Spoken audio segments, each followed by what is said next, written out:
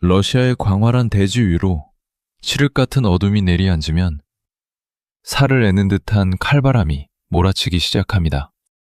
상상조차 하기 힘든 영하 30~40도의 혹독한 겨울날, 방 안에서 홀로 흐느끼며 천장을 바라보던 한 남자가 있었습니다.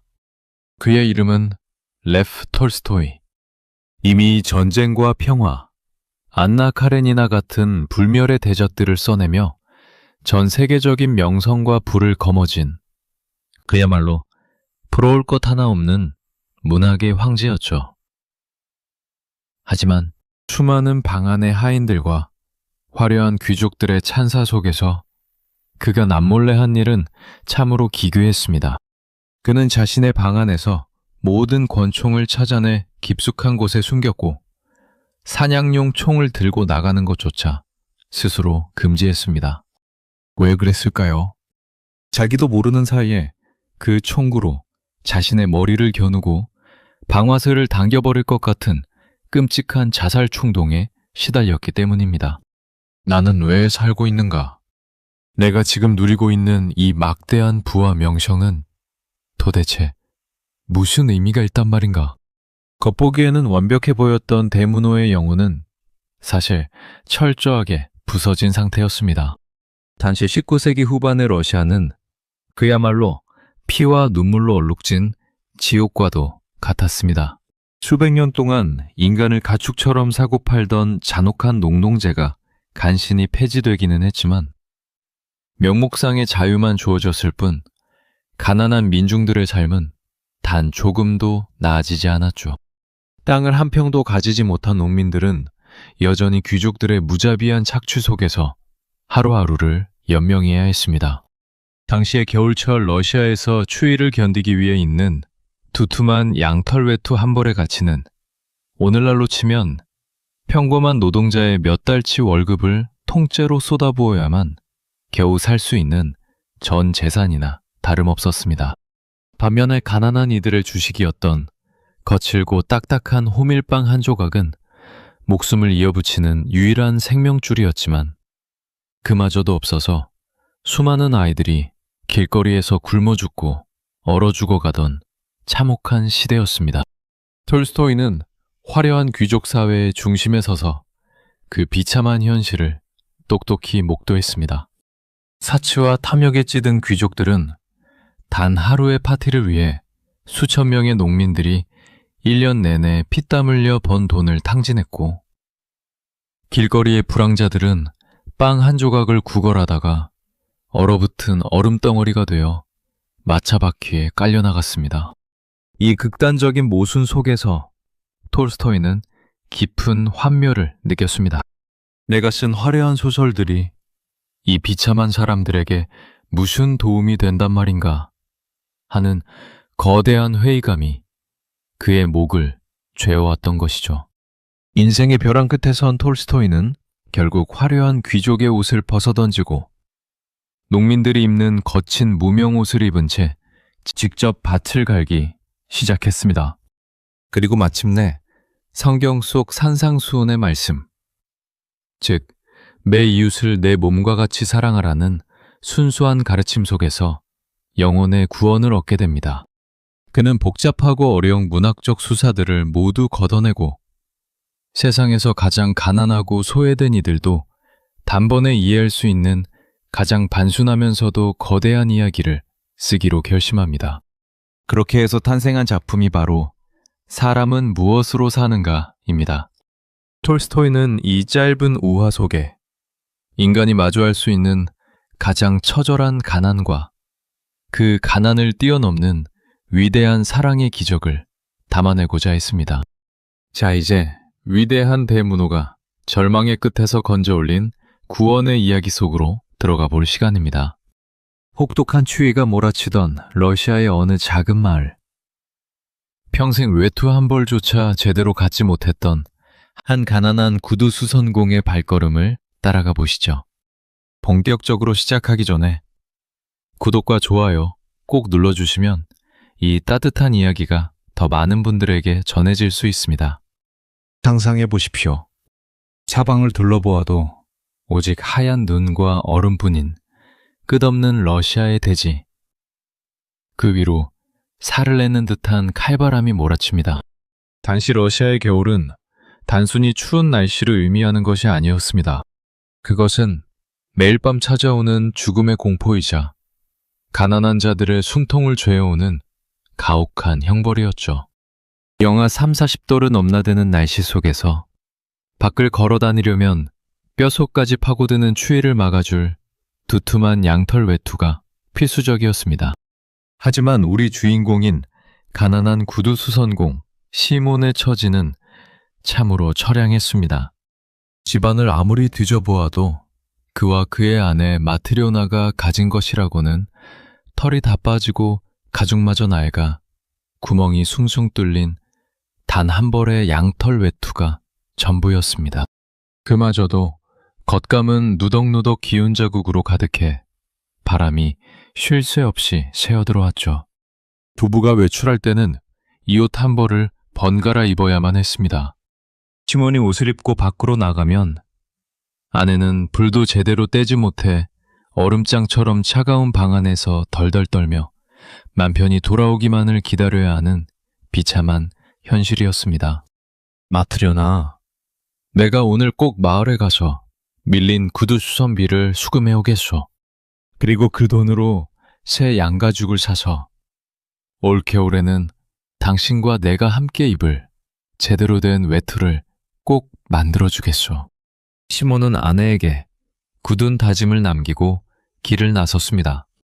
그가 수금해야 할 돈은 농민들에게 받을 자잘한 수선비 몇 코페이카들과 마을 부자에게 받을 5루블가량의 돈이었습니다. 오늘날로 치면 몇 달 동안 꼬박 일해야 겨우 만질 수 있는 귀한 돈이자 양털 외투를 사기 위해 오랜 시간 공들여온 부부의 전 재산이나 다름없는 액수였죠. 당시의 양털 외투 한 벌은 단순히 사치품이 아니라 목숨을 지키는 생존 장비였습니다. 옷이 없으면 겨울철에는 아예 집 밖으로 나갈 수가 없었고 그것은 곧 일을 하지 못해 굶어 죽는다는 것을 뜻했으니까요. 시몬은 칼바람을 뚫고 지나가는 내내 손에 입김을 불며 새 양가죽 외투의 따뜻함을 상상했습니다. 부드러운 양털이 온몸을 감싸 안는 상상만으로도 시린 볼이 녹아내리는 것만 같았죠. 하지만 차가운 현실은 가난한 구두수선공의 소박한 꿈을 비웃기라도 하듯 잔인했습니다. 마을에 도착해 수확을 마친 농민들의 집을 일일이 찾아다녔지만 농민들의 사정 역시 시몬보다 나을 것이 없었습니다. 이복의 시몬, 올해는 흉작이라 당장 우리 아이들 입에 풀칠할 호밀빵 한 조각도 없다네. 제발 부탁이니 구두 주선비는 내년 봄에 미리 수확되면 그때 주면 안 되겠나. 가장 형편이 나은 줄 알았던 농민마저 눈물을 흘리며 사정하자 마음 약한 시몬은 차마 돈을 달라고 독촉할 수 없었습니다. 게다가 큰 돈을 주기로 했던 마을의 부자는 부재 중이었고 결국 시몬이 손에 쥔 돈은 겨우 20코페이카에 불과했습니다. 새 외투를 사기는커녕 다 떨어진 외투를 가죽으로 기을 조각조각의 짜투리 가죽조차 사지 못할 터무니없이 적은 돈이었죠. 낙담한 시몬은 허탈한 마음을 달래려 선술집으로 향했습니다. 지독한 추위와 멸시 속에서 얼어붙은 몸과 마음을 녹이기 위해 그는 손에 쥔 전 재산 중 일부를 털어 독한 보드카 한 잔을 단숨에 들이켰습니다. 목구멍을 타고 흘러내리는 불타는 듯한 술기운이 온몸으로 퍼지자 억눌려 있던 서러움과 함께 묘한 호기가 발동하기 시작했습니다. 그래, 외투가 없으면 좀 어때? 비록 가난하지만 구두 수선 기술 하나만큼은 이 근방에서 최고가 아닌가. 돈이 없다고 당장 죽게 하겠어? 술기운으로 뺨이 붉게 상기된 시몬은 낡은 외투깃을 바짝 여미고 다시 집을 향해 걷기 시작했습니다. 하지만 술기운이 주는 온기는 잠시뿐이었습니다. 선술집 문을 열고 나오자마자 몰아치는 시베리아의 혹독한 칼바람은 시몬의 얇은 옷자락을 비집고 들어와 그의 뼈마디를 사정없이 얼려버렸습니다. 길가에 쌓인 눈더미는 발을 디딜 때마다 서걱거리며 무릎까지 차올랐고 조금이라도 지체했다간 길 한복판에서 얼어 죽을지도 모른다는 공포가 밀려왔습니다. 시몬은 서둘러 걸음을 재촉했습니다. 저 멀리 마을 어귀에 있는 하얀 석조 예배당의 실루엣이 눈보라 속에서 희미하게 모습을 드러내기 시작했습니다. 집으로 가기 위해서는 반드시 지나쳐야 하는 외딴 곳이었죠. 그런데 그 예배당 모퉁이를 돌아서려던 시몬의 눈에 도저히 믿을 수 없는 기이하고도 소름 끼치는 광경이 포착되었습니다. 처음에는 그저 커다란 더러운 눈더미거나 혹은 지나가던 마차에서 떨어진 가마니 떼기인 줄만 알았죠. 하지만 발걸음을 가까이 옮길수록 시몬의 심장은 쿵쾅거리며 빠르게 뛰기 시작했습니다. 그것은 눈더미도 가마니도 아니었습니다. 놀랍게도 칠흑 같은 추위 속에 실오라기 하나 걸치지 않은 채 맨몸으로 석조 벽에 기대어 꼼짝도 하지 않고 앉아있는 한 인간의 육체였습니다. 러시아의 겨울 한복판에서 알몸으로 길거리에 앉아있다는 것은 곧 죽음을 의미했습니다. 사르저미는 섭씨 영하 30~40도의 공포 속에서는 인간의 피부가 단 몇 분 만에 하얗게 동상에 걸려 썩어 들어가고 피가 얼어붙어 심장이 멈추기 마련이니까요. 시몬은 두려움에 온몸의 털이 곤두섰습니다. 이게 도대체 무슨 일이야? 귀신인가? 아니면 이미 얼어 죽은 송장인가? 시몬은 본능적으로 발걸음을 멈추고 뒤로 물러섰습니다. 당시 러시아의 한적한 시골길에서 이름 모를 시체를 발견한다는 것은 가난한 민중들에게 엄청난 재앙이었습니다.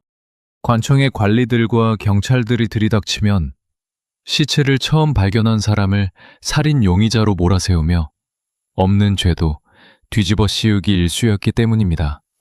억울한 누명을 벗기 위해 뇌물을 바쳐야 하거나 재수가 없으면 차디찬 감옥에 갇혀 전 재산을 탕진할 수도 있는 무서운 시대였죠. 안 그래도 오늘 수금을 실패해 손에 쥔 돈이 한 푼도 없는 처지에 이런 불길한 사건에 휘말린다면 그야말로 패가망신할 것이 뻔했습니다. 그래, 모르는 척하자. 괜히 나섰다가 귀찮은 일에 휘말리면 우리 가족은 길거리로 나앉아야 해. 내가 죽인 것도 아니고 저자의 명줄이 재수가 없어서 여기서 끊어진 거겠지. 그냥 지나치는 게 상책이야. 시몬은 고개를 돌리고 외면한 채 걸음을 재촉했습니다. 심장이 가심을 뚫고 나올 것처럼 쿵쾅거렸고 낡은 구두를 신은 발걸음은 유난히 무거웠습니다. 예배당을 지나쳐 수십 걸음을 허겁지겁 걸어갔을 때였습니다. 매서운 바람소리 사이로 그의 귓가를 찌르는 환청 같은 목소리가 들리는 듯 했습니다. 그의 가슴 속 깊은 곳에 숨어있던 양심이 말을 걸어온 것이죠. 시몬, 네가 그러고도 인간이냐?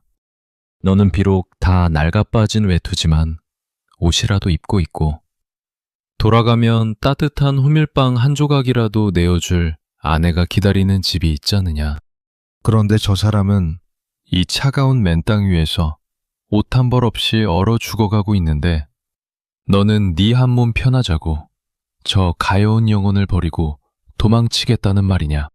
시몬은 결국 자리에 우뚝 멈춰 서고 말았습니다. 지독한 가난이 그의 처지를 옥죄고 있었지만 그의 내면에 깃든 인간으로서의 온기까지 완전히 얼려버리지는 못했던 것입니다. 시몬은 길고 깊은 한숨을 내쉬며 천천히 발길을 돌려 다시 예배당 모퉁이로 걸어갔습니다. 가까이 다가가 보니 사내는 아직 죽지 않은 상태였습니다. 사내는 두 손으로 무릎을 껴안고 온몸을 덜덜 떨고 있었는데 기이하게도 그 눈빛만큼은 죽어가는 사람의 것이 아니었습니다. 맑고 투명하면서도 무언가 말로 표현할 수 없는 깊은 슬픔을 간직한 채 시몬을 가만히 올려다보았죠. 시몬은 침을 꿀꺽 삼키며 사내에게 조심스럽게 다가갔습니다.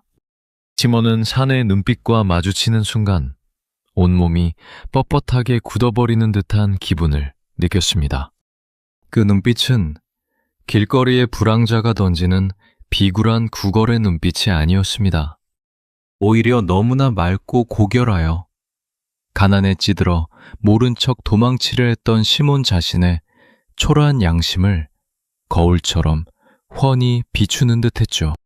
시몬은 사내의 곁으로 다가가 털썩 무릎을 꿇었습니다. 사내의 하얗게 질린 살결 위로 얼음장 같은 서리가 내려앉아 있었고 입술은 파랗게 부어올라 잔뜩 터져 있었습니다.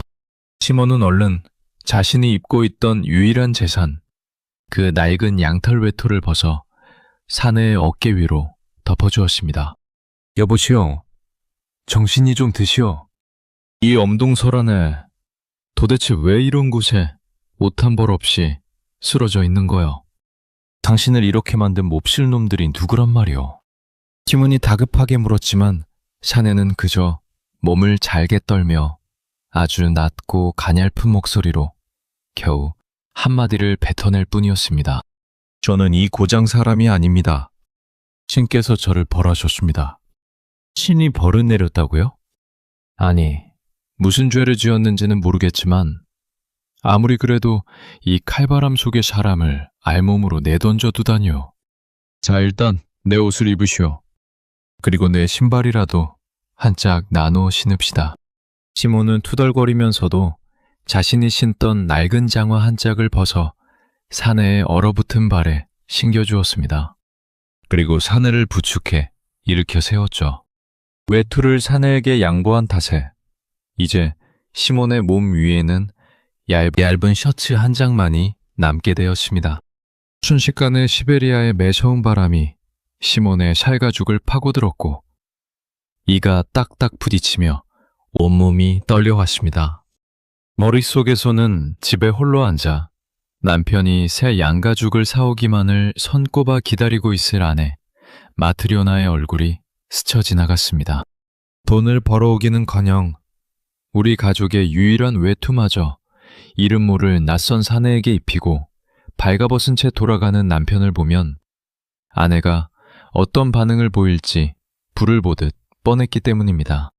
아차, 내가 지금 무슨 짓을 한 거지? 마트리오나가 알면 당장 몽둥이를 들고 날 내쫓으려 할 텐데. 순간적으로 후회가 밀려와 시몬의 발걸음이 무거워졌습니다. 샤넬을 부축해 걷는 동안에도 시몬의 마음속에서는 가난한 현실의 공포와 인간적인 연민이 쉴 새 없이 소용돌이 쳤습니다. 시몬은 힐끔 사내를 바라보며 은근히 퉁명스러운 목소리로 말했습니다. 이보시오. 내 형편도 당신 못지않게 처참하다오. 오늘 새 옷을 지을 가죽을 사러 나갔다가 돈을 한 푼도 수금하지 못해 집에는 당장 내일 먹을 호밀빵조차 아슬아슬한 처지란 말이오. 내가 당신을 도와주긴 하지만 내 처지도 참으로 딱하게 되었소. 사내는 시몬의 원망 섞인 한탄을 묵묵히 들으며 고개를 숙였습니다. 사내의 눈가에 잔잔한 슬픔이 머물렀지만 이내 시몬을 향해 부드러운 시선을 보냈습니다. 시몬은 부르튼 손으로 사내의 허리를 꼭 부둥켜 안았습니다. 시몬이 내뱉은 불평은 가난한 자의 솔직한 비명이었을 뿐 그의 마음속에 솟아오른 불꽃 같은 자비심은 꺼지지 않았습니다. 톨스토이는 이 장면 속에서 인간이 지닌 가장 위대한 신성, 즉 스스로도 굶주리고 추위에 떨면서도 자신보다 더 비참한 처지에 놓인 이웃을 외면하지 못하는 숭고한 양심을 보여주고 싶었던 것입니다. 두 남자는 서로의 체온에 의지한 채 눈보라가 몰아치는 고개를 넘어 시몬의 작은 오두막집을 향해 느릿느릿 걸음을 옮겼습니다. 그 시각 시몬의 작은 오두막집 안에서는 아내 마트리오나가 서성거리며 남편을 기다리고 있었습니다.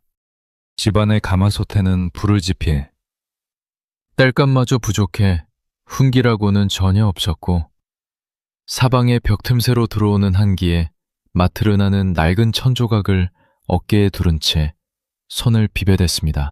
당시의 가난한 집안의 여인들에게 겨울은 그야말로 지옥 같은 생존의 연속이었습니다. 오늘 남편이 받아올 돈으로 새 양가죽을 사고 남은 돈으로 내일 아이들에게 먹일 딱딱한 호밀빵 몇 덩이를 살 수 있으리라는 희망 하나로 하루 종일 추위를 버텨낸 참이었죠. 당시 러시아 민중들에게 호밀빵은 없어서는 안 될 생명줄이었지만 지독한 흉작과 착취 속에서 그 작은 빵 한 조각조차 귀하디 귀한 대접을 받았습니다. 이 양반이 왜 이렇게 늦어지는 걸까? 설마 슈금한 돈으로 술을 마시고 있는 건 아니겠지? 마트리오나의 불길한 예감은 밖에서 들려오는 거친 발소리와 함께 현실이 되었습니다. 문이 덜컥 열리며 들어온 남편 시몬의 꼴은 말이 아니었습니다. 수금해 왔다던 가죽은 흔적도 없었고 전 재산이나 다름없는 그 낡은 양털 외투마저 사라진 채 맨몸에 가까운 차림으로 이만 딱딱 부딪히고 있었으니까요. 게다가 그 뒤에는 시몬보다 더 비참해 보이는 기묘할 정도로 뽀얗고 낯선 사내가 남편의 소중한 외투를 걸친 채 서 있었습니다. 마트리오나, 내가 돌아왔어. 너무 추워서 정신이 없구려. 일단 불 좀 쬐게 해주시오. 시몬이 눈치를 보며 기어들어가는 목소리로 말하자 마트리오나의 가슴 속에서 참고 있던 분노가 화산처럼 폭발했습니다. 이 미련한 인간아.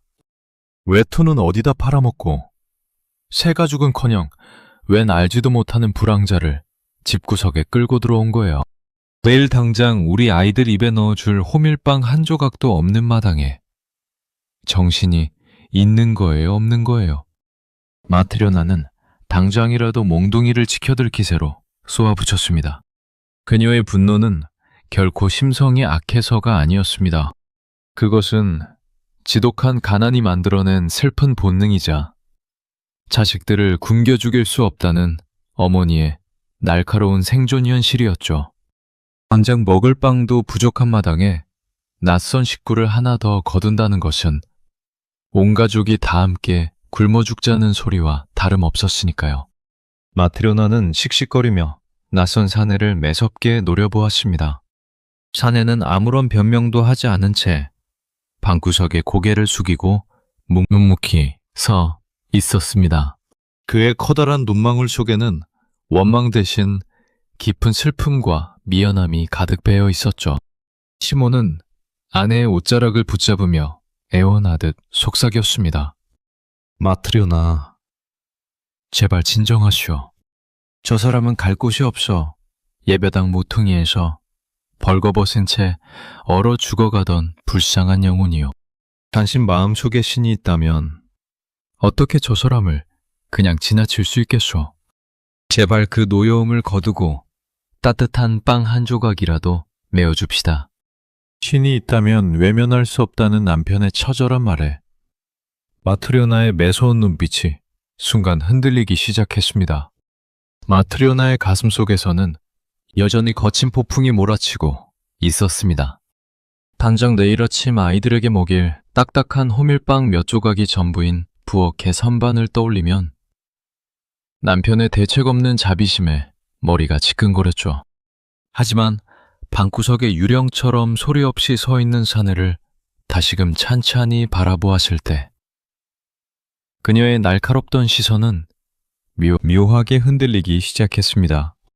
사내의 하얗다 못해 창백한 살결은 얼음장처럼 차가워 보였고 그 슬픈 눈망울 속에는 탐욕이나 비열함 대신 세상의 모든 슬픔을 혼자 짊어진 듯한 고결함이 머물러 있었습니다. 마트리오나는 거칠게 한숨을 내쉬며 솥가로 걸어가십니다. 에휴, 내 팔자야. 전생에 무슨 죄를 지어서 이런 고생을 하는지 모르겠네. 당신도 참 대단한 인간이야. 하지만 저 상태로 내쫓았다간 오늘 밤을 넘기지 못하고 얼어 죽겠지. 마트리오나는 투덜거리면서도 마지막 남은 호밀빵 덩어리를 꺼내 칼로 슥슥 썰어 솜씨 좋게 접시에 담았습니다. 그리고 남편 시몬과 낯선 사내 앞에 툭 내려놓았죠. 당시에 가난한 농가에서 손님에게 빵을 내어준다는 것은 자신의 목숨 한 조각을 떼어주는 것과 같은 숭고한 헌신이었습니다. 사내는 앞에 놓인 거친 빵 조각을 바라보더니 마침내 고개를 들어 마트리오나를 가만히 응시했습니다. 바로 그 순간이었습니다. 방 안의 모든 공기가 일순간 따스하게 변하는 듯 하더니 사내의 부르튼 입술 끝이 부드럽게 호선을 그리며 피어올랐습니다. 그것은 미하일이 지상에 내려와 지은 첫 번째 미소였습니다. 그 미소는 마치 어두운 방안을 환하게 비추는 한 줄기 신성한 빛과 같아서 마트리오나의 가슴 속에 응어리져 있던 차가운 가난의 분노를 단번에 눈 녹이듯 녹아버렸습니다. 마트리오나는 자신도 모르게 가슴이 벅차올라 따뜻한 차 한 잔을 샤네에게 더 건넸습니다. 많이 드세요. 가난한 집이라 대접할 건 이것밖에 없지만 배는 채워야 하지 않겠어요? 시몬은 아내의 변화에 안도하며 사내에게 이름을 물었습니다.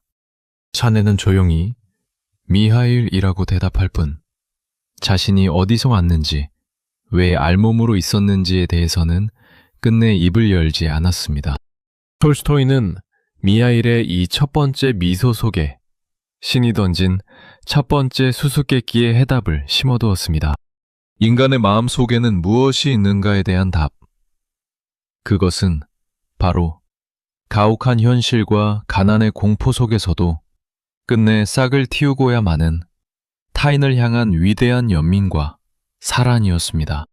마트리오나가 뺨을 건네며 얼어붙은 마음을 녹인 순간 천사 미하일은 인간의 마음속에 흐르는 신의 은총을 똑똑히 확인한 것이었습니다.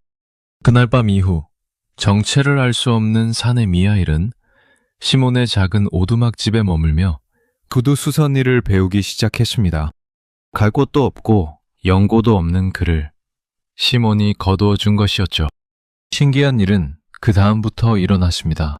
미하일은 태어나서 단 한 번도 구두 짓는 기술을 배워본 적이 없는 사람처럼 보였는데 시몬이 가죽을 마름질하고 실을 꼬는 법을 단 한 번 보여주자마자 마치 수십 년을 일한 장인처럼 완벽하게 기술을 습득해냈습니다. 그가 실을 꼬아 왁스를 칠하고 가죽을 꿰매는 모습은 너무나 정교하고 신속하여 평생 구두만 만져온 시몬조차 입을 다물지 못할 정도였습니다. 미하일, 자네는 도대체 정체가 무언가? 어떻게 가죽을 만지는 손길이 이토록 섬세하고 아름다울 수 있단 말인가? 시몬이 감탄하며 물어도 미하일은 그저 묵묵히 고개를 숙이고 일에만 몰두할 뿐이었습니다. 그는 음식을 많이 먹지도 않았고 쓸데없는 말을 입 밖에 내는 법도 없었으며 하늘을 올려다보거나 밖을 나가는 일도 없이 오직 구두를 짓는 노동에만 자신의 모든 에너지를 쏟아부었습니다. 가난했던 시몬의 구두방은 미하일이 들어온 이후로 완전히 다른 활기를 띠기 시작했습니다. 미하일이 만든 구두는 튼튼하기 이를 데 없었고 한 번 꿰맨 솔기는 절대로 터지는 법이 없다는 소문이 순식간에 온 마을과 인근 고을까지 파다하게 퍼져나갔기 때문입니다. 시몬의 집에 가면 기가 막힌 솜씨를 가진 젊은 조수가 있대. 그 친구가 만진 구두는 몇 년을 신어도 새 것 같다더군. 돈을 아끼기 위해 다 떨어진 구두를 몇 번이고 덧대어 신어야 했던 가난한 농민들부터 시작해서 조금 더 질 좋은 가죽신을 원하는 부유한 상인들까지 시몬의 집 문턱이 닳도록 드나들기 시작했습니다. 덕분에 시몬의 가정도 더 이상 매일 아침에 호밀빵 조각을 걱정하지 않아도 될 만큼 형편이 나아졌습니다. 톨스토이는 이 장면 속에서 자신이 깊이 깨달았던 노동의 신성함을 인문학적으로 녹여내고 있습니다. 톨스토이가 귀족의 신분을 버리고 농민들과 함께 땀 흘려 밭을 갈았던 것처럼 신성한 영혼을 가진 미하일 역시 인간의 가장 낮고 고단한 노동 속에서 묵묵히 땀을 흘리며 인간들과 동화되어 가고 있었던 것이죠. 하지만 이 평화로운 구두방에 어느 날 마을 전체를 벌벌 떨게 만드는 거대하고 거만한 권력이 거친 마차 소리와 함께 들이닥치게 됩니다. 미하일이 시몬의 조수로 일한 지도 어느덧 1년이라는 세월이 흘렀습니다. 그러던 어느 날 시몬의 작은 오두막집 앞으로 땅을 흔드는 듯한 요란한 발굽 소리와 함께 화려한 마차 한 대가 멈춰 섰습니다. 마차의 문이 열리며 내린 사람은 온몸을 최고급 단비 털코트로 휘감은 거대하고 뚱뚱한 체구의 부유한 귀족이었습니다.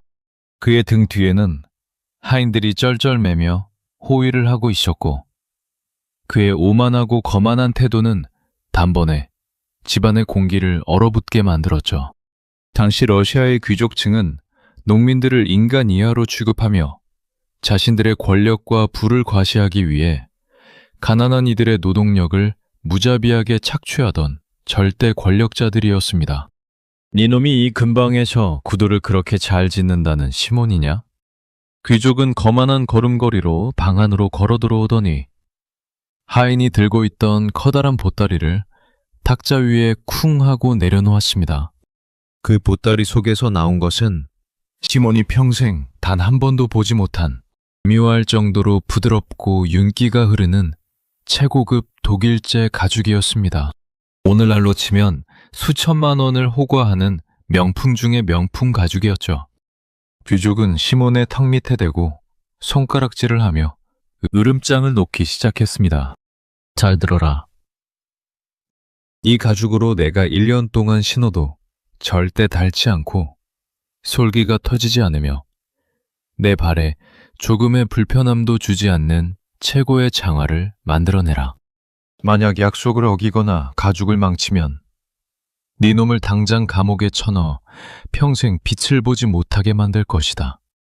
하지만 내 마음에 쏙 들게 만들어낸다면 10루블을 아낌없이 주마. 10루블은 시몬이 몇 달 동안 잠도 자지 않고 일해야 겨우 만질 수 있는 거금이었지만 실패했을 때의 대가는 목숨을 걸어야 할 만큼 참혹했습니다. 시몬은 두려움에 손을 덜덜 떨며 감히 가죽에 손을 대지 못했습니다. 거만한 귀족이 방안은 호령하며 가죽을 망치면 당장 감옥에 쳐넣겠다고 협박하는 순간 시몬은 공포심에 사로잡혀 온몸의 피가 차갑게 식어내리는 것 같았습니다. 당시의 귀족의 말 한마디는 곧 법이었고 가난한 민중의 목숨줄을 쥐고 흔드는 절대적인 칼날이었으니까요. 시몬은 차마 그 귀한 가죽을 마름질할 엄두도 내지 못한 채 쩔쩔맸지만 조수 미하일의 행동은 참으로 기이하고 대담했습니다. 미하일은 귀족의 등 뒤에 서 있는 인간의 눈에는 보이지 않는 거대하고 어두운 존재를 똑똑히 응시하고 있었습니다. 그것은 바로 오늘 밤 이 귀족의 숨통을 끊어버리기 위해 찾아온 죽음의 사자였습니다. 정작 당사자인 귀족은 자신이 몇 시간 뒤면 차디찬 시체가 될 것도 모른 채 1년 동안 신어도 절대로 닳지 않을 가죽 장화를 만들라며 큰 소리를 치고 있었던 것이죠. 이 기이한 인간의 어리석음을 바라보며 미하일의 입술 끝에 두 번째 미소가 아주 잔잔하게 피어올랐습니다. 귀족이 아나무인으로 소리를 지른 뒤 화려한 마차를 타고 떠나자 시몬은 미하일에게 다급하게 소리쳤습니다. 이복의 미하일, 자네 정신이 있는가 없는가? 저 귀한 가죽을 망치면 우리면 당장 감옥에 가거나 목숨을 잃을지도 모르네. 그런데 왜 자네는 저 무시무시한 귀족의 얼굴을 보며 미소를 지었단 말인가? 어서 서둘러 장화 도안을 그리고 가죽을 잘라야 하네. 하지만 미하일은 시몬의 다급한 외침에도 전혀 동요하지 않았습니다. 그는 오히려 귀족이 맡겨두고 간 최고급 가죽을 들더니 장화를 만들 때 쓰는 단단한 도안이 아니라 전혀 다른 모양으로 가죽을 쓱쓱 자르기 시작했습니다. 시몬이 깜짝 놀라 비명을 지르며 미하일의 손목을 낚아챘습니다. 미하일! 지금 무슨 짓을 하는 건가? 그 모양은 장화가 아니라 장례식에서 시신에게 신기는 굽없는 부드러운 슬리퍼가 아닌가. 장화를 만들지 않고 슬리퍼를 만들면 우린 정말로 죽은 목숨이네. 시몬은 가슴을 쥐어뜯으며 절망 속에서 눈물을 흘렸습니다. 전 재산을 다 털어도 갚아도 갚을 수 없는 최고급 독일제 가죽이 한순간에 슬리퍼 조각으로 변해버렸으니 이제 귀족의 하인들이 들이닥쳐 자신들을 끌고 갈 일만 남았다고 생각한 것이죠. 시몬은 방바닥에 주저앉아 머리를 감싸 쥐었습니다. 당시 러시아의 가난한 구두방에서 귀족의 물건을 망쳤다는 것은 가정이 풍비박산나고 평생 노역장으로 끌려가야 하는 끔찍한 파멸을 뜻했습니다. 시몬은 미하일을 원망하며 밤새도록 한숨을 내쉬었습니다. 그런데 다음날 아침 눈보라를 뚫고 구두방 문을 거칠게 두드리는 소리가 들려왔습니다. 시몬은 마침내 올 것이 왔구나 싶어 사시나무 떨듯 떨며 문을 열었죠. 문 밖에는 어제 귀족을 모시고 왔던 험상궂은 하인이 서 있었습니다. 하지만 하인의 얼굴은 어제 오만함은 온데간데 없고 하얗게 질린 채 눈물이 범벅되어 있었습니다. 하인은 숨을 헐떡이며 시몬의 옷자락을 붙잡고 가쁜 숨을 내쉬었습니다. 구두장인 어르신, 제발 부탁입니다. 어제 우리 주인님께서 집으로 돌아가시는 마차 안에서 갑자기 심장을 부여잡고 쓰러지셨습니다. 의원을 부를 시간도 없이 그 자리에서 급사하셨습니다. 지금 저택은 초상집이 되었습니다. 마님께서 전하시기를 어제 맡긴 그 최고급 다죽으로 장화 대신 시신에게 신길 장례용 슬리퍼를 급하게 만들어 달라고 하십니다. 지금 당장 만들어 주실 수 있겠습니까? 시몬은 그 말을 듣는 순간 귀를 의심하며 자리에 우뚝 굳어버렸습니다. 소름이 돋는 전율이 등줄기를 타고 흘러내렸죠. 시몬이 천천히 고개를 돌려 미하일을 바라보자 미하일은 이미 밤새 완벽하게 완성해둔 부드러운 가죽 슬리퍼를 탁자 위에 조용히 올려놓고 있었습니다. 톨스토이는 이 거대한 반전 속에서 신이 던진 두 번째 수수께끼의 해답을 독자들에게 묵직하게 던집니다. 인간에게 허락되지 않은 것은 무엇인가에 대한 답. 그것은 바로 자신에게 진짜로 필요한 것이 무엇인지 아는 능력이었습니다. 인간은 당장 몇 시간 뒤에 들이닥칠 자신의 죽음조차 보지 못하면서 1년 뒤에 신을장화를 걱정하는 눈먼 존재라는 사실을 천사 미하일의 두 번째 미소를 통해 날카롭게 보여준 것입니다. 시간은 강물처럼 흘러 미하일이 시몬의 집에서 일한 지도 어느덧 6년이라는 세월이 흘렀습니다. 가난했던 구두방은 이제 제법 자리를 잡아 굶주림의 공포 속에서 벗어났고 시몬 부부와 미하일은 마치 친형제이자 가족처럼 끈끈한 정을 나누며 살아가고 있었죠. 미하일의 얼굴은 변함없이 고결했고 여전히 말수가 적었지만 그의 솜씨 덕분에 집안에는 늘 따뜻한 호밀빵과 훈훈한 온기가 감돌았습니다. 그러던 어느 봄날 구두방의 문이 조심스럽게 열리며 낯선 손님이 찾아왔습니다. 한 여인이 양손에 5살 남짓 되어 보이는 아주 사랑스러운 쌍둥이 자매의 손을 꼭 쥐고 들어선 것이었습니다. 그런데 기이하게도 그 두 아이 중 한 아이는 다리가 조금 불편하여 걸음을 절뚝거리고 있었습니다. 시몬은 손님을 반갑게 맞이하며 말했습니다. 어린 양 같은 귀한 손님들이 오셨군요. 어떤 구두를 지어드릴까요? 봄날에 신기 좋은 튼튼한 가죽신을 만들어 드리겠습니다. 여인은 자리에 앉아 쌍둥이 아이들의 머리를 다정하게 쓰다듬으며 한숨을 쉬었습니다. 장인어르신, 이 아이들이 신을봄 구두와 장화를 부탁드리러 왔습니다. 다리가 조금 불편한 이 아이의 신발은 특별히 가죽을 덧대어 발이 아프지 않게 만들어 주셨으면 해요. 비싸고 좋은 가죽을 쓰셔도 좋으니 부디 잘 좀 부탁드립니다. 시몬이 흔쾌히 고개를 끄덕이며 아이들의 발치수를 재기 위해 가죽 줄자를 꺼내 들었을 때였습니다. 방구석에서 묵묵히 칼을 갈고 있던 미아일이 갑자기 멈춰서더니 들어온 여인과 쌍둥이 자매를 뚫어지게 응시하기 시작했습니다. 그의 커다란 눈망울이 평소와 다르게 심하게 흔들리고 있었죠. 시몬의 아내 마트려나가 그 모습을 보고 여인에게 조심스럽게 물었습니다. 부인, 아이들이 부인을 쏙 빼닮아 참으로 예쁩니다. 어쩜 이렇게 눈매가 고우며 서로 닮았는지 훌륭한 어머니를 두어 아이들이 참 행복해 보입니다. 그러자 여인은 씁쓸한 미소를 지으며 눈가를 촉촉히 적셨습니다. 그리고 누구에게도 쉽게 꺼내지 못했던 가슴 아픈 이야기를 털어놓기 시작했습니다. 아닙니다, 주머니. 이 아이들은 제 친자식이 아니랍니다. 저는 그저 이웃집에 살던 평범한 여인일 뿐이에요. 6년 전, 이 아이들의 친아버지가 숲에서 나무를 베다가 거대한 나무에 깔려 허망하게 세상을 떠나고 말았습니다.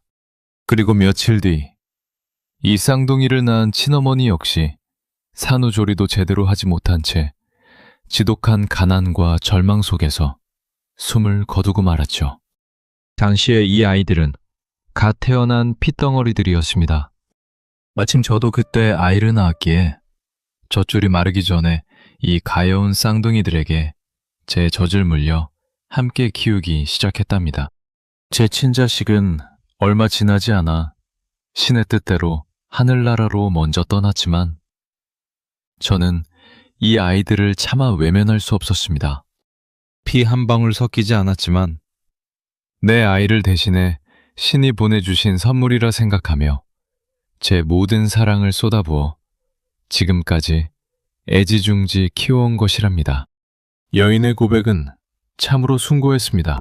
당시의 가난한 러시아 농촌 사회에서 제 자식도 아닌 남의 핏덩어리, 그것도 2명의 쌍둥이를 거두어 키운다는 것은 자신의 생명을 갉아먹는 엄청난 희생이자 고난의 길이었습니다. 하지만 여인은 아무런 대가도 바라지 않고 오직 순수한 연민과 사랑만으로 이 아이들의 진정한 어머니가 되어주었던 것입니다.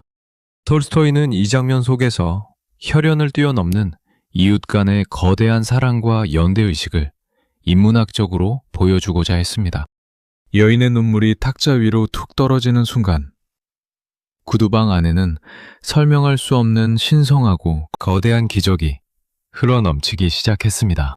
이웃집 여인의 눈물 가득한 고백이 작은 구두방 안에 잔잔하게 울려 퍼지는 순간 방구석에 서 있던 미하일의 몸에서 기이한 변화가 일어나기 시작했습니다. 그의 슬프고 고요했던 눈망울 속에서 갑자기 형언할 수 없는 신비로운 광채가 뿜어져 나왔고 그의 온몸을 감싸고 있던 공기가 마치 한낮의 따스한 햇살처럼 환하게 피어올랐습니다. 시몬과 마트려나 그리고 쌍둥이를 데려온 여인까지도 그 압도적인 신성함에 매료되어 가만히 미하일을 바라보았죠. 그때 미하일의 입술 끝이 아주 부드럽고 우아하게 호선을 그리며 피어올랐습니다. 그것은 그가 지상에 내려온 이후 지은 마침내 3번째 미소였습니다. 그 미소는 첫 번째나 2번째 미소보다 훨씬 더 깊고 온 우주를 다 품어 안을 만큼 거대하고 따뜻한 온기를 머금고 있었습니다. 그 순간 구두방 안의 모든 이들은 가슴 밑바닥에서부터 차오르는 묘한 평화와 행복감을 느꼈습니다. 다리가 조금 불편해 늘 시무룩해 있던 쌍둥이 아이 중 하나가 미아이를 향해 방긋 웃으며 손을 흔들 정도였으니까요. 여인과 쌍둥이 자매가 감사의 인사를 남기고 문을 나선 뒤 시몬은 더 이상 참지 못하고 미하일의 앞으로 다가갔습니다. 시몬의 심장은 터질 것처럼 거세게 뛰고 있었습니다. 미하일, 자네 도대체 정체가 무언가?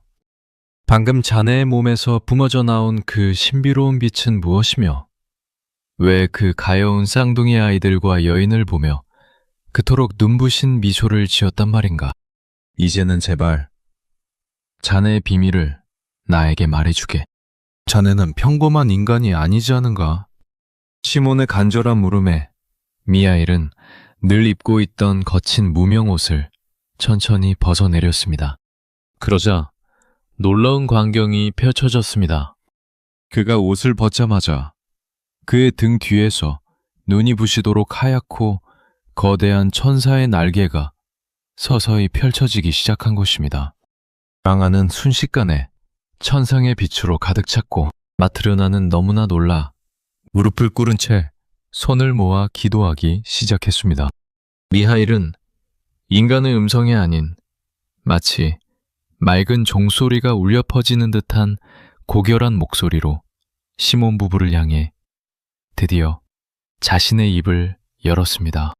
시몬, 그리고 마트려나, 저를 거두어 주시고 빵을 나누어 주신 은인들이시여, 저는 인간이 아니라 하늘의 법도를 따르던 신의 천사였습니다.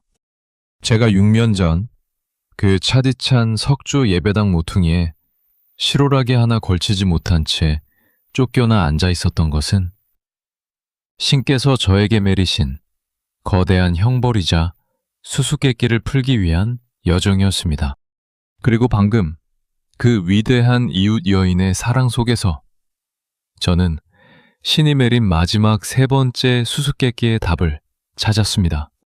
이제 제가 왜 이곳에 내려왔고 사람은 무엇으로 사는지에 대한 하늘의 비밀을 당신들에게 들려드리겠습니다. 톨스토이는 미하일의 세 번째 미소와 이 장엄한 서사 속에서 작품의 가장 핵심적인 절정을 향해 달려갑니다.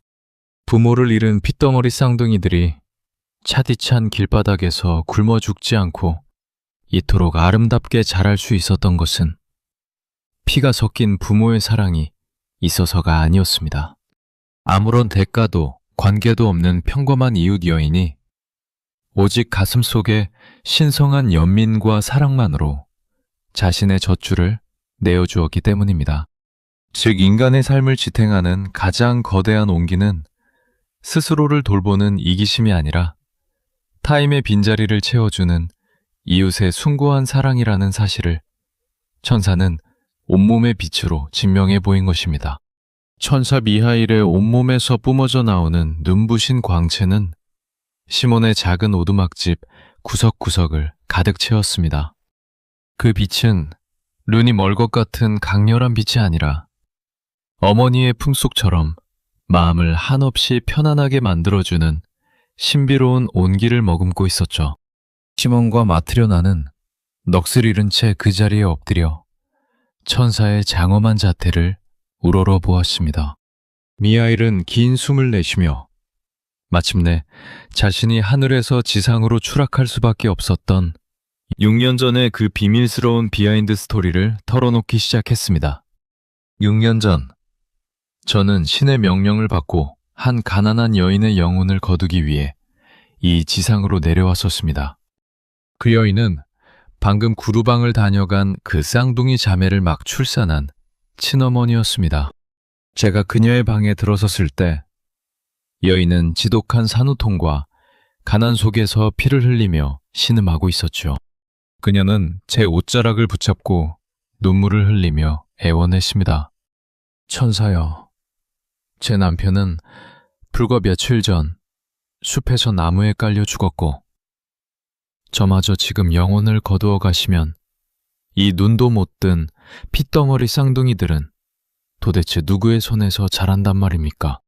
제발 저 아이들이 제 손으로 걸어 다니고 빵 한 조각이라도 스스로 먹을 수 있을 때까지만 제 목숨을 살려주십시오.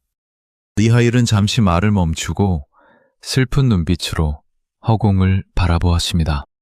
당시 하늘의 엄격한 법도를 따르던 천사에게 신의 명령을 어기는 것은 상상조차 할 수 없는 대죄였습니다. 하지만 여임의 절박한 눈물과 갓 태어난 아기들의 울음소리를 들은 순간 미하일의 마음속에 깊은 연민과 동정심이 솟구쳤습니다. 부모 없는 아이들은 이 거칠고 차가운 러시아의 대지 위에서 결코 살아남을 수 없을 것이라 판단한 것이죠. 외국 미하일은 여인의 영혼을 거두지 않은 채 그대로 하늘로 날아올랐습니다. 저는 하늘로 올라가 신의 보좌 앞에 엎드려 아뢰었습니다. 차마 그 가여운 어머니의 영혼을 떼어낼 수 없었다고 말입니다. 그러자 신께서는 깊은 탄식과 함께 저에게 고결하지만 가혹한 형벌을 내리셨습니다. 미하일아, 너는 인간의 육신이 부모의 보살핌과 이기적인 계획으로만 살아간다고 생각하는구나. 너는 신의 뜻을 온전히 이해하지 못했으니 당장 지상으로 내려가 인간의 몸을 입고 3가지 수수께끼를 풀 때까지 하늘로 돌아오지 못할 것이다. 신이 내린 3가지 질문은 참으로 묵직했습니다. 첫째, 인간의 마음 속에는 무엇이 있는가? 둘째, 인간에게 허락되지 않은 것은 무엇인가? 셋째, 사람은 무엇으로 사는가? 이 3가지 질문에 대한 답을 스스로 찾기 전까지는 천사의 날개를 빼앗긴 채 인간의 고통을 고스란히 느껴야만 하는 형벌이었습니다. 신의 엄중한 심판 속에서 미하일은 지상으로 추락했고 그 과정에서 날개가 찢겨나간 채 실오라기 하나 걸치지 못한 알몸으로 혹한의 석조 예배당 모퉁이에 내던져졌던 것입니다. 톨스토이는 이 장엄한 고백 속에서 신의 섭리와 인간의 한계를 극적으로 대비시키고 있습니다. 스스로의 판단이 옳다고 믿었던 천사가 가장 낮고 비참한 인간의 삶 속으로 들어와 진정한 구원의 의미를 배워가는 거대한 영웅의 여정이 마침내 그 서막을 온전히 드러낸 순간이었습니다. 오두막 집안을 가득 채운 천사의 목소리는 깊고 웅장하면서도 듣는 이의 마음을 한없이 편안하게 어루만져 주었습니다. 시몬과 마트료나는 가슴이 벅차올라 감히 숨소리조차 크게 내지 못한 채 천사 미하일의 입술을 바라보았죠. 미하일은 은은한 빛을 뿜어내는 거대한 날개를 파르르 떨며 자신이 6년 동안 인간들의 세상 속에서 고통받고 땀 흘리며 깨달은 3가지 진리를 하나씩 엄숙하게 선포하기 시작했습니다. 은인들이시여, 제가 처음 이 땅에 떨어졌을 때 저는 지독한 추위와 굶주림 속에서 죽음의 공포를 느꼈습니다. 그때 저를 발견한 시몬은 처음에 두려움과 가난의 현실 속에서 저를 외면하고 도망치려 했죠. 하지만 그의 마음속에 깃든 신성한 양심이 그를 붙잡았고 그는 자신의 유일한 전 재산인 외투를 벗어 저를 구해주었습니다. 그리고 그의 아내 마트로나는 매일 먹을 호밀빵조차 없는 처참한 현실 속에서 분노했지만 제 슬픈 눈망울을 본 순간 마침내 눈물을 흘리며 자신의 빵 한 조각을 떼어 제 입에 넣어주었습니다. 그 따뜻한 빵이 제 목구멍을 넘어가는 순간 저는 인간의 마음속에 무엇이 있는지를 깨달으며 지상에서의 첫 번째 미소를 지었습니다. 인간의 마음속에는 바로 타인을 향한 연민과 사랑이 있었습니다. 신께서 인간의 마음속에 사랑을 심어두셨기에 인류는 이 가혹한 대지 위에서도 멸망하지 않고 서로를 지탱하며 살아갈 수 있었던 것입니다. 시몬과 마트료나의 눈시울이 붉어졌습니다. 자신들이 가난 속에서 베푼 그 소박한 빵 한 조각과 눈물이 천사에게는 하늘의 비밀을 푸는 거대한 열쇠가 되었다는 사실에 가슴이 뜨거워졌기 때문입니다. 미하일은 이어 두 번째 수수께끼에 대해 말했습니다. 어느 날 온몸을 화려한 털코트로 감싼 거만한 귀족이 찾아와 1년 동안 신어도 절대 닳지 않을 튼튼한 가죽 장화를 만들라고 호통을 쳤습니다. 하지만 저는 그의 등 뒤에 바짝 다가와 있는 죽음의 천사를 보았습니다. 그 귀족은 자신이 불과 몇 시간 뒤면 차디찬 시체가 되어 장화 대신 장례식용 슬리퍼를 신어야 한다는 사실을 전혀 알지 못했죠. 그 어리석은 인간의 눈먼 계획을 바라보며 저는 인간에게 허락되지 않은 것이 무엇인지를 깨닫고 두 번째 미소를 지었습니다. 인간에게는 자신에게 진짜로 필요한 것이 무엇인지 아는 능력이 허락되지 않았습니다. 내일의 죽음조차 내다보지 못하면서 영원할 것처럼 욕망하는 존재. 그것이 바로 인간의 한계이자 슬픈 운명이었던 것입니다. 미하일의 목소리가 한층 더 고결하게 울려 퍼졌습니다. 방 안의 광채는 점점 더 짙어져 가며 마침내 서사의 가장 거대한 대단원을 향해 나아갔습니다. 그리고 오늘 피 한 방울 섞이지 않은 남의 핏덩어리 쌍둥이들을 오직 숭고한 자비심과 연민만으로 애지중지 키워낸 그 위대한 이웃 여인의 눈물을 보았습니다. 저는 6년 전 그 어머니의 영혼을 거두며 부모 없는 아이들은 결코 살아남지 못할 것이라 염려했었죠. 하지만 제 생각이 틀렸음을 오늘 마침내 깨달았습니다. 아이들을 살려낸 것은 친부모의 이기적인 계획이나 보살핌이 아니라 이름 모를 이웃 여인의 가슴 속에 흐르는 신의 사랑이었습니다. 부모가 없어도 인간은 이웃의 사랑 속에서 살아갈 수 있습니다. 이 위대한 반전을 목도하며 저는 마침내 사람은 무엇으로 사는가에 대한 마지막 해답을 얻고 세 번째 미소를 지었습니다. 사람은 오직 사랑으로 살아갑니다. 천사 미하일이 선포한 세 가지 진리는 톨스토이가 평생을 바쳐 찾고자 했던 인간 구원의 거대한 지도이자 19세기 후반 도탄에 빠진 러시아 민중들을 향해 던지는 절박한 복음이었습니다.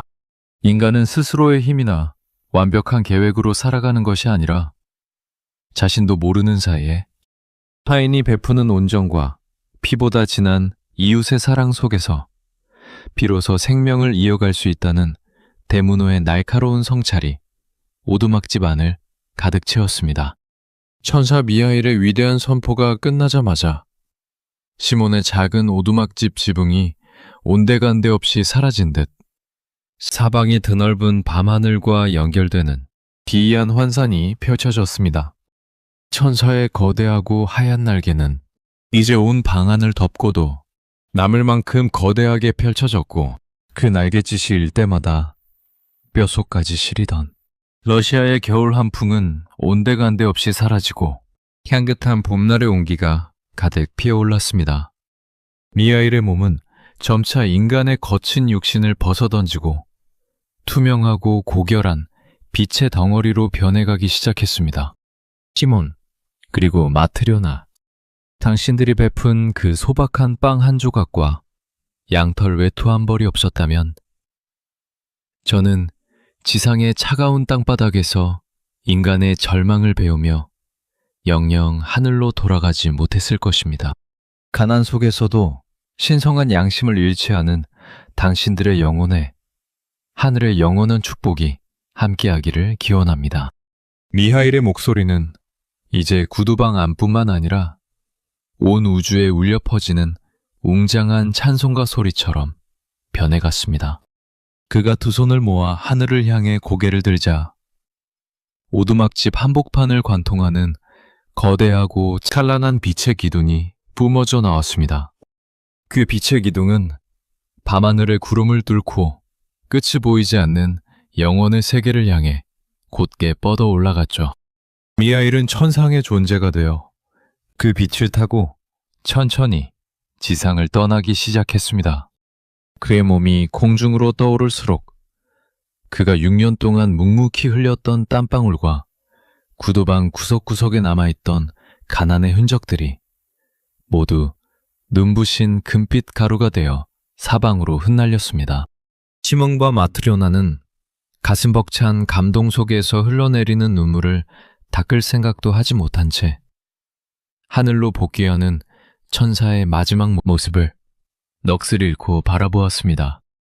천사가 완전히 시야에서 사라지고 빛의 기둥이 서서히 걷히자 오두막집 안에는 다시 고요한 침묵이 찾아왔습니다.